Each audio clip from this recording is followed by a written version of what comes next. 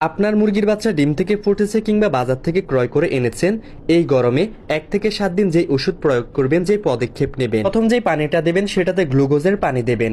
আর ঘরোয়া পদ্ধতিতে করতে চাইলে লেবুর শরবত তৈরি করে দেবেন। পরে লাইসোবিট আর সেপা-1 একসাথে দেবেন। প্রতিদিন সকালে দেবেন লাইসোবিট আর সেপা-1 একসাথে, দুপুর বেলায় দিবেন সেপা-1, রাতে দিবেন সেপা-1। মাঝে মধ্যে সেপা-1 এর সাথে রাতে আপনি থায়াবিন ওষুধটা দিতে পারেন, তাহলে আপনার মুরগির বাচ্চা প্যারালাইসিসড হবে না, গাড় বাঁকা পা বাঁকা হবে না। মুরগির বাচ্চাকে সুস্থ রাখার সবচেয়ে বড় ওষুধ হচ্ছে তাপ।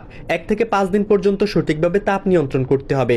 যদি 35 ডিগ্রির উপরে তাপমাত্রা চলে যায় সূর্যের আলোতে বা গরম আবহাওয়ায়, তাহলে আপনি লাল লাইট বন্ধ রাখবেন। আর যদি তাপমাত্রা কম আসে 35 ডিগ্রির, তাহলে আপনি লাল লাইটে তাপ দেবেন আপনার মুরগির বাচ্চাকে। সে মুরগির বাচ্চা মা মুরগির সাথে রাখলে তাপের প্রয়োজন নেই এক্সট্রা, কিন্তু এক্সট্রা ব্রুডিং করলে তাপ দিতে হবে। 6 দিন বয়সে BCRDB ভ্যাকসিন করবেন। যেহেতু গরমকাল, আপনি দিনের বেলায় ভ্যাকসিন করবেন না, রাতের বেলায় ঠান্ডা আবহাওয়ার সময় ভ্যাকসিনটা করে নেবেন। 7 নাম্বার দিনে আপনারা 24 ঘন্টায় সাদা পানি চালাবেন। ওষুধের মাত্রাটা কিভাবে দেবেন? 1 লিটার পানিতে যদি গ্লুকোজের পানি দেন, তাহলে 3 থেকে 4 গ্রাম দিতে পারেন, কোনো সমস্যা নেই। লাইসোবিট ওষুধটা